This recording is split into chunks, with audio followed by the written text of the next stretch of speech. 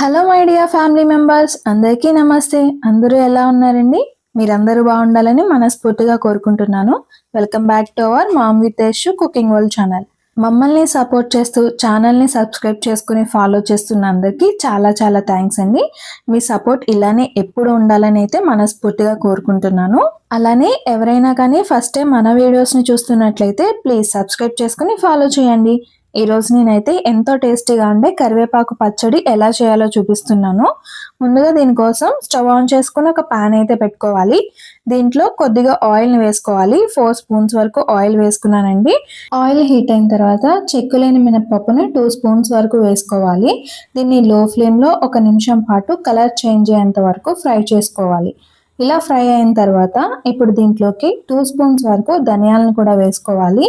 వీటితో పాటుగానే 1 స్పూన్ జీలకర్రను కూడా వేసుకోవాలి. అలానే మీ కారానికి తగినంత ఎండుమిర్చిని కూడా వేసుకోవాలి. నేను 10 ఎండుమిర్చిని అయితే తీసుకుని ఇలా చిన్న చిన్న పీసెస్గా కట్ చేసుకుని అయితే వేసుకున్నాను. వీటిని మరొక నిమిషం పాటు లో ఫ్లేమ్లో కలుపుకుంటూ ఫ్రై చేసుకోవాలి. ఇలా ఫ్రై అయిన తర్వాత వీటన్నింటినీ చల్లారి పెట్టుకోవడం కోసం వేరొక ప్లేట్లోకి అయితే తీసుకుంటున్నాను. మీకు ఒక డౌట్ రావచ్చు, పచ్చి శనగపప్పు ఎందుకు వేయలేదని. శనగపప్పు వేసుకోవడం వల్ల పచ్చడి అనేది నిల్వ ఉండదండి, త్వరగా పాడైపోతుంది. అందుకోసమని నేను వేసుకోలేదు. ఇప్పుడు మిగిలిన ఆయిల్లోకి కడిగి శుభ్రం చేసి ఆరబెట్టుకున్న కరివేపాకుని 2 గుప్పట్ల వరకు వేసుకుంటున్నాను. ఇలా వేసుకున్న తర్వాత కరివేపాకునంతటిని మనం లో ఫ్లేమ్లో పెట్టుకుని మాత్రమే ఫ్రై చేసుకోవాలండి. అవి క్రంచీనెస్ వచ్చేంత వరకు మనం ఇలా కలుపుకుంటూ ఫ్రై చేసుకోవాల్సి ఉంటుంది. ఒక 15 నిమిషాలకి కరివేపాకు అనేది ఈ విధంగా రెడీ అయిందండి. ఒకసారి చూసుకున్నట్లయితే ఈ కరివేపాకు అనేది అంత క్రంచీనెస్గా అయితే రాలేదు. సో ఇంకా కొంచెం టైం పడుతుంది. మనం ఇంకొక 10 నిమిషాల పాటు ఫ్రై చేసుకుంటే సరిపోతుందండి. తర్వాత స్టవ్ ఆఫ్ చేసుకోవాలి. ఇవి చల్లారిన తర్వాత ఒక మిక్సీ జార్ తీసుకుని దీంట్లోకి ముందుగా ఫ్రై చేసి పెట్టుకున్న పోపుని అంతటిని వేసుకోవాలి. అలానే టేస్ట్కి తగినంత ఉప్పును వేసుకోవాలి. బెల్లాన్ని కూడా వేసుకోవాలండి. కరివేపాకు పచ్చడిలో బెల్లం వేసుకుంటేనే టేస్ట్ అనేది బాగుంటుంది. సో వీటన్నింటినీ ముందు వాటర్ లేకుండా ఒకసారి అయితే గ్రైండ్ చేసుకోవాలి. తర్వాత మిక్సీ జార్ మూత ఓపెన్ చేసి మనం ఒకసారి అయితే కలుపుకోవాలి.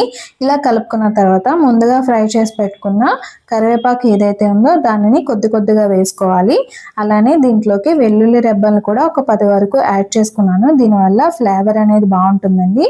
వీటిని ఒకసారి గ్రైండ్ చేసుకున్న తర్వాత ముందుగానే వేడి నీళ్ళు వేసి నానబెట్టుకున్న చింతపండును కూడా వేసుకుంటున్నాను. ఇప్పుడు మరొకసారి మిక్సీ పట్టుకున్నట్లయితే మనకి కొద్దిగా పేస్ట్లా అయితే రెడీ అవుతుందండి. ఇలానే మెత్తగా అయ్యేంత వరకు మనం మిక్సీ అనేది పట్టుకోవాల్సి ఉంటుంది. వాటర్ అనేది యాడ్ చేసుకోవాల్సి వస్తే వేడి నీళ్ళు మాత్రమే వేసుకోవాలండి. అప్పుడైతేనే పచ్చడి పాడవకుండా ఉంటుంది. ఇప్పుడు మరొకసారి స్టవ్ ఆన్ చేసుకుని పచ్చడిని ఉడికించుకోవడం కోసం ఒక పాన్ పెట్టుకుని దీంట్లోకి కొద్దిగా ఆయిల్ని అయితే వేసుకోవాలి. ఈ ఆయిల్ హీట్ అయిన తర్వాత ముందుగా మిక్సీ పట్టుకున్న కరివేపాకు పచ్చడి ఏదైతే ఉందో దాన్ని ఈ ఆయిల్లోకి వేసుకుని ఒక 5 నిమిషాల పాటు లో ఫ్లేమ్లో కలుపుకుంటూ ఉడికించుకోవాల్సి ఉంటుంది. మీరు టేస్ట్ చూసుకుని ఏదైనా స్వీట్ కానీ సాల్ట్ కానీ సరిపోకపోతే ఇప్పుడు అడ్జస్ట్ చేసుకోవచ్చు. ఇలా అడ్జస్ట్ చేసుకున్న తర్వాత మరొక 5 నిమిషాల పాటు కలుపుకుంటూ ఉడికించుకుంటే సరిపోతుందండి. ఇంతేనండి, చాలా సింపుల్ అండ్ టేస్టీగా ఉండే కరివేపాకు పచ్చడి అయితే రెడీ అయిపోయింది.